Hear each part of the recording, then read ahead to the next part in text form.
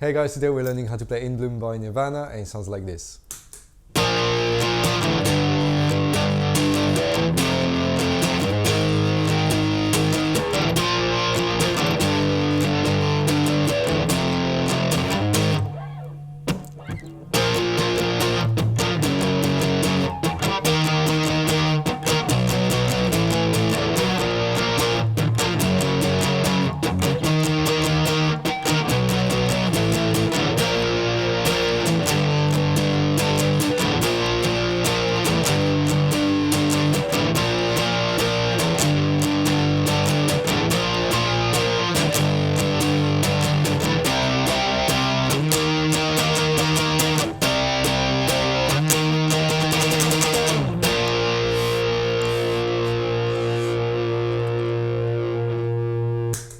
Right, so my name's Franco from Your Guitar Academy, and on this In Bloom guitar lesson we'll be looking at the different parts for that song that I absolutely love. Before we start, just remember to like and subscribe to our channel, as well as click on the description below to see a full write-up for this lesson. Okay, so let's have a look at the intro first. First of all, before we start, just one thing. All the chords I'm going to mention in that song are all power chords. So if you see me and hear me saying we're playing a G sharp, it's a G sharp 5, okay, all of them. Now, the first two chords we've got are B flat 5 and G 5. B flat 5, the way I'm playing it is my first finger is on the A string, fret number 1, and my fourth finger is on the 3rd fret of the D string. So I'm just playing these two notes. Now, if you don't want to get that awful sound, you need to mute the low E string. So there's a lot of different options to do that. The way I do it is my middle finger is just resting on the low E string. It's not pressing at all, just sleeping there. So literally just muting that string. And if I do that, I can strum all the strings I want and I just get the power chord ringing. Okay, so that's B flat 5. The next chord we've got is G5, which is the same shape, just starting on the low E string on fret number 3 and fourth finger on fret number 5. The pattern we've got, the chords we're playing them, the two of them for 1 bar each, but the pattern we've got is 1, 2, and 3 on B flat. And beat number 4, we're actually doing a push of the next chord. So if I do that whole first bar, it goes 1, 2, and 3, 4, which is G. Okay, one more time. Down, down, up, down, G5 down. Okay, so now we're starting to play the second bar, which is the G5 we're playing. G5, the pattern is 1 and 2, 3 and 4. So I'm skipping beat number 1, my hand is still going down, and then I'm doing 1 and 2, 3 and 4. So down, up, down, down, up, down. Okay, let's put the two chords together, the two bars together. 1, 2 and 3, 4 and 2, 3 and 4. Okay, one more time, same thing, starting on B flat 5. 1, 2 and 3, 4 and 2, 3 and 4. Right, once this makes sense, the next bit is going to be super easy because it's exactly the same thing, the same patterns, but on different chords. And two chords we've got are F and G sharp. So F5, it's pretty much like a B flat, just a string lower. So I'm doing fret number 1 of the low E string and fret number 3 of the A string. And then G sharp is the same thing as G, a fret higher. Okay, so first finger on fret number 4 and the fourth finger on fret number 6. Okay, so F and G sharp. And the pattern on these two chords is the same as the two chords we've just talked about. So if I put everything together, we've got B flat, 1, 2 and 3, 4 and 2, 3 and 4, F, 2 and 3, 4 and 2, 3 and 4. Cool. Now let's try the same thing a little bit faster.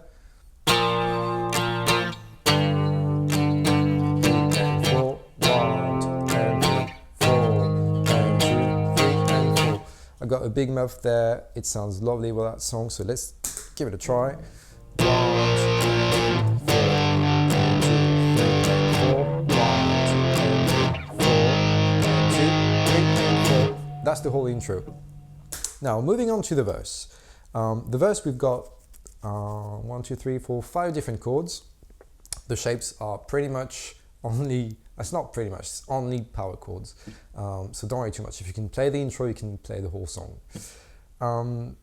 First of all, let's focus on the first three shapes we've got. We've got B flat again, then we've got F sharp.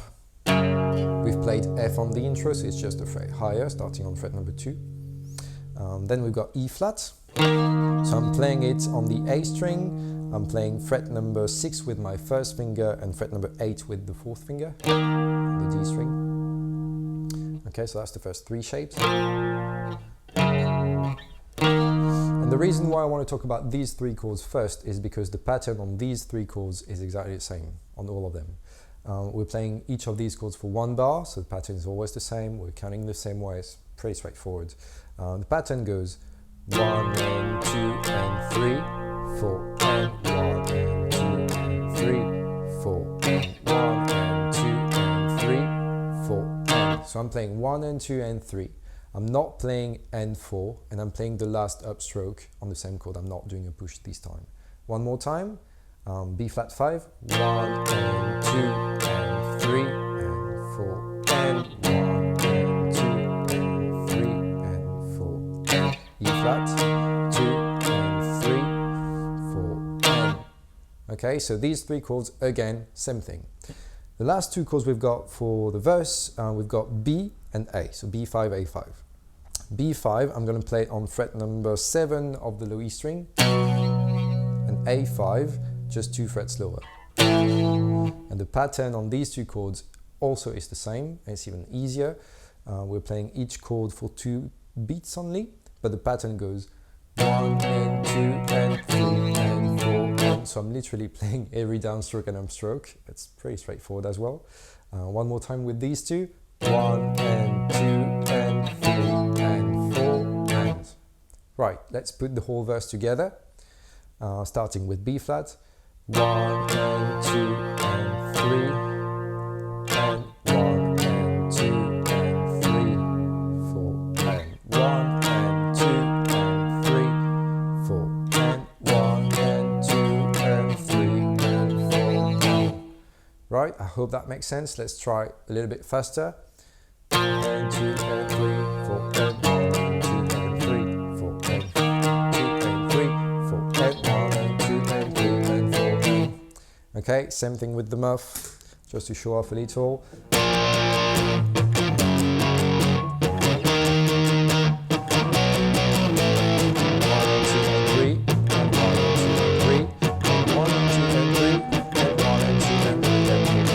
Okay, now you may notice once I start playing with a bit of distortion or overdrive or whatever, you may hear these.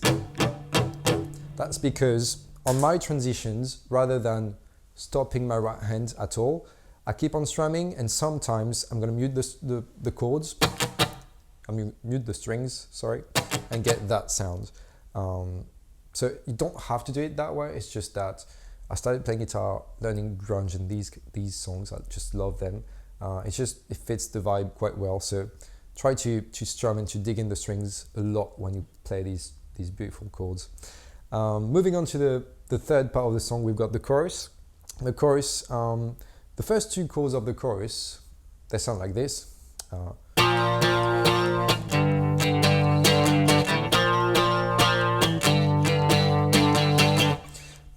The first 2 chords, you may recognize them because the first 2 chords we started the song with. 1 bar each as well. We're also doing a push after the first chord. The pattern is slightly different though, so let's go through that. On B flat 5, the first chord, I'm doing 1, 2, 3, playing the first 3 beats. 1, 2, 3, 4, and I'm skipping beat number 4. The off beat of beat number 4 is actually a push of the next chord, which is G5. So if I do that again, 1, 2, 3, 4. Okay, that's my G5 push on the last upstroke on that bar. One more time, B flat, 1, 2, 3, 4, and on G5, the next bar, the pattern is actually literally the same as the one we've played at the beginning of the song. The pattern is 1 and 2, 3 and 4. So again, I'm skipping beat number 1, 1 and 2, 3 and 4, and I'm playing N2, 3 and 4. Let's put everything together.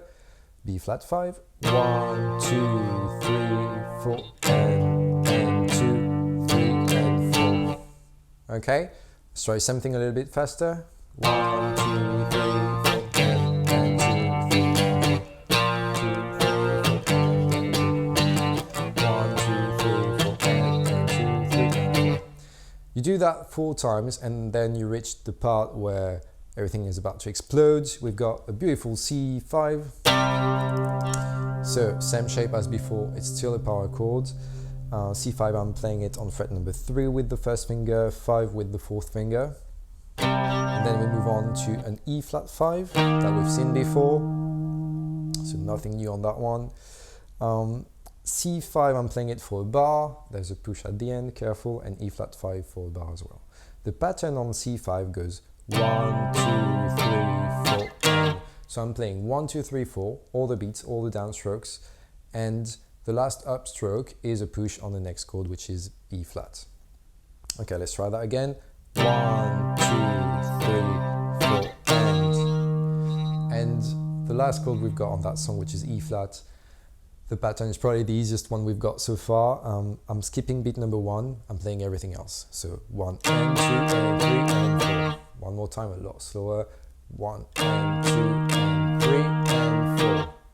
Okay, so let's try to put them together. C5 and E flat 5. So C5. 1, 2, 3, 4, and 2 and 3 and 4 and 1, 2, 3, 4 and 2 and 3 and 4 and. Okay, now let's try to put the chorus back together. So we've got the 2 different halves we've seen. The muff is on. Let's give it a try.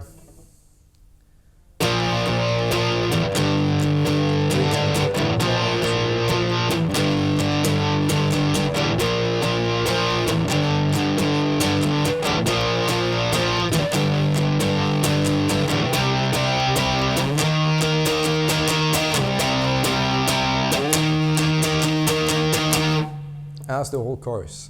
Now a couple of details. First of all, when I'm playing the chorus, I really want to dig in the strings. I want to bring all the volume I can on the guitar. And also between C and E flat. What I'm doing is, rather than jumping from one shape to the other, because the shapes are the same and we're playing grunge, my fingers are just going to slide. Okay, so I get...